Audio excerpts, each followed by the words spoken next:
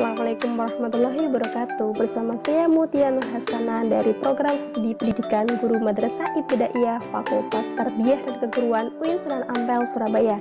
Di sini saya akan menjelaskan mengenai menguji kemutasilan sanad-sanad hadis dari mata kuliah Studi Ilmu Hadis yang diampu oleh Bapak Ahmad Naufal. Sebelum kita ke pembahasan yang lebih lanjut, alangkah baiknya kita memahami terlebih dahulu tentang mutasil, yang berarti bersambung. Dalam hadis ini berarti seorang perawi yang bertemu dengan guru yang adil dan runtut sampai dengan Rasulullah. Jadi dalam sebuah hadis itu harus memiliki sanad yang bersambung hingga dengan Rasulullah. Kemudian selanjutnya, pada materi menguji kemutasilan sanad-sanad hadis ini ada beberapa subbab. Di antaranya yang pertama ada tahammul, yang kedua ada syarat-syarat tahammul, yang ketiga ada al-hadis, kemudian ada hadis mu'an'an, ada hadis mu'annan, dan yang terakhir ada kaitan hadis mu'an'an dan hadis mu'annan dengan kemutasilan hadis. Langsung saja pada subbab yang pertama, tahammul. Secara etimologi atau secara bahasa berasal dari kata tahammala, ya tahammalu, tahammulan, yang berarti menanggung, membawa, atau bisa diterjemahkan dengan menerima.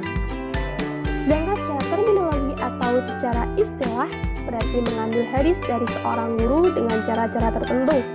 Berarti yang dimaksud di sini adalah tahammul itu merupakan cara bagaimana seorang perawi mengambil hadis dari gurunya. Kemudian yang selanjutnya ada syarat-syarat tahammul. Syarat-syarat tahammul yang pertama ada ketahanan ingatan informator atau dhabitur rawi. Yang dimaksud adalah seorang perawi itu harus memiliki kekuatan ingatan atau ketahanan ingatan terhadap hadis yang diingatnya, sehingga ia dapat menyampaikan secara utuh keseluruhan hadis kepada orang lain.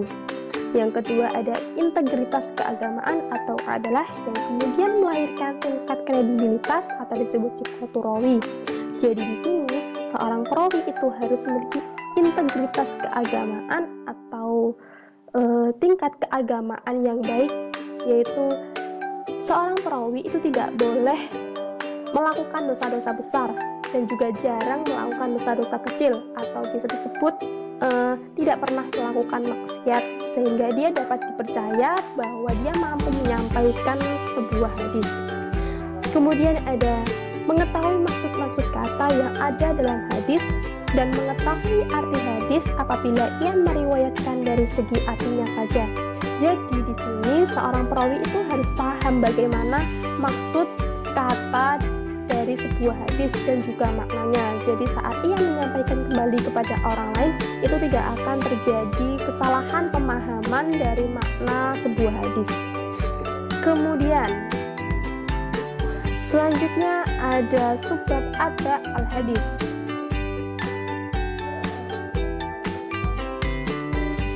Ada al-hadis. Yang dimaksud ada al-hadis secara etimologi atau secara bahasa berasal dari kata ada, yu'di, adaun, yang berarti menyampaikan sesuatu kepada orang yang dikirim kepadanya. Atau secara terminologi adalah sebuah proses periwayatan hadis dari seorang guru kepada muridnya. Atau bisa diartikan dengan meriwayatkan dan menyampaikan hadis kepada murid. Jadi ada di sini adalah proses meriwayatkan hadis.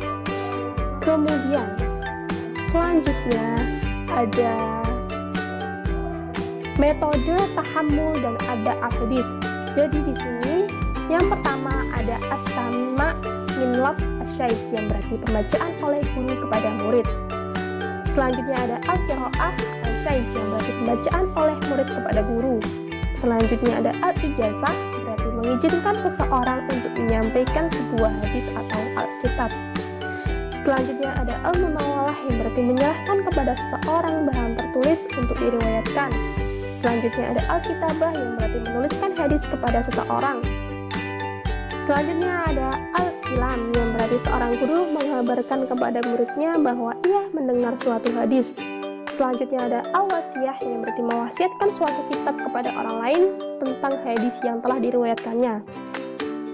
Dan yang terakhir ada al-wijadah yang berarti menemukan suatu tulisan dari seseorang yang di dalamnya terdapat hadis. Nah, di sini berdasarkan ulama terdahulu itu lebih menggunakan metode yang pertama, yaitu pembacaan oleh guru kepada murid, karena ini diyakini lebih terpercaya atau lebih kebenarannya lebih terjamin.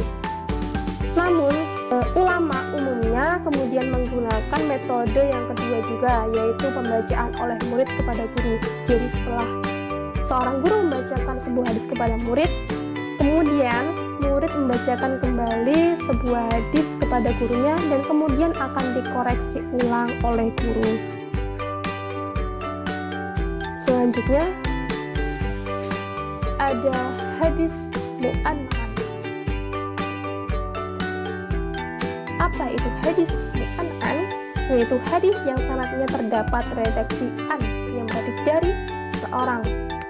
Menurut pendapat ulama, ini ada dua pendapat. Yang pertama, bahwa hadis yang jalurnya atau sanad itu menggunakan redaksi an termasuk dalam kategori hadis yang sanadnya mutasil, namun harus memenuhi beberapa syarat. Pendapat yang kedua, bahwa hadis mu'an'an termasuk dalam kategori hadis mursal. Oleh karena itu, hadis mu'an'an tidak bisa dijadikan sebagai hujah. Nah, kemudian ada hadis mu'annan. Hadis mu'annan secara bahasa yaitu merupakan isim maf'ul dari kata annana yang berarti sesungguhnya. Sedangkan secara istilah berarti merupakan pernyataan si rawi telah menceritakan kepadaku si fulan, sesungguhnya fulan telah berkata. Subbab yang terakhir, kaitan hadis mu'an'an dan hadis mu'annan dengan kemutasilan hadis.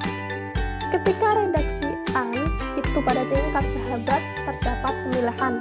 Apabila sahabat itu termasuk sahabat yang sebagian besar hidupnya senantiasa bersama dengan Nabi, maka redaksi an sama dengan redaksi sami'tu.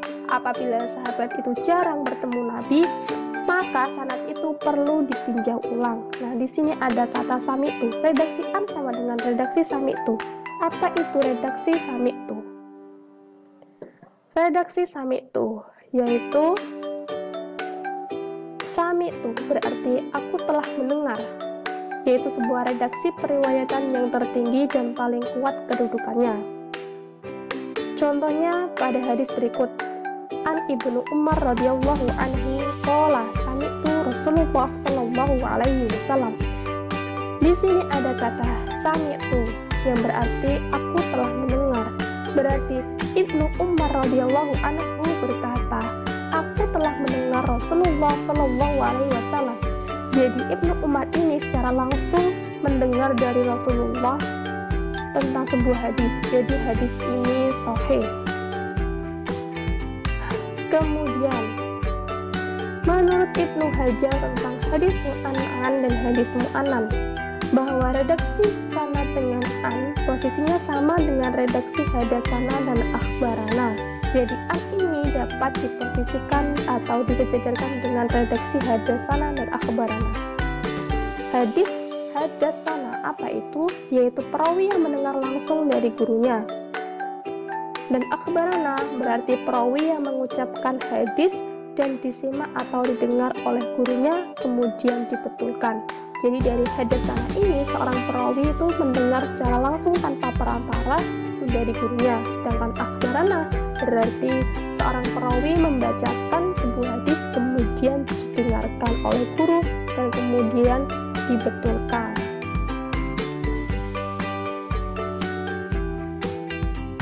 Selanjutnya, tidak dikatakan sama dengan redaksi hadasana dan akhbarana ketika hadis itu diriwayatkan oleh mudallis, yaitu hadis mu'an'an dan hadis mu'annan ini tidak dapat dikatakan sebagai redaksi hadasana dan akhbarana ketika hadis tersebut diriwayatkan oleh mudallis. Mudallis adalah orang yang meriwayatkan hadis dari seorang guru yang sesungguhnya tidak ia dengar langsung dari gurunya, dengan menggunakan redaksi yang kabur agar terkesan ia mendengar langsung. Jadi mudallis ini sebenarnya ia sedikit seperti menipu bahwa ia mendengar langsung dari gurunya, namun sebenarnya ia tidak mendengar langsung.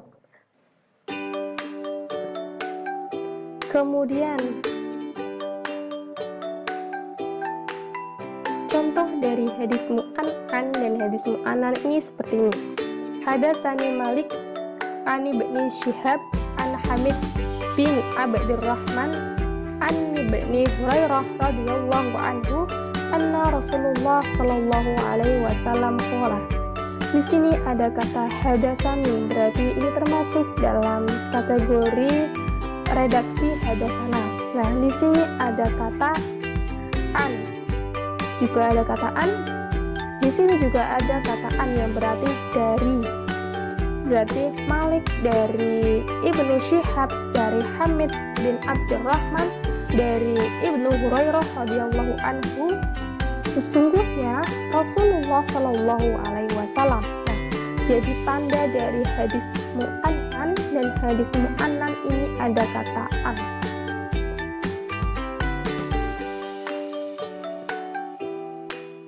Jadi kesimpulan dari pembahasan ini yang pertama adalah tahammul dan ada al-hadis itu adalah cara bagaimana hadis didapat seorang rawi dari gurunya yang dapat mempengaruhi kemutasilan hadis.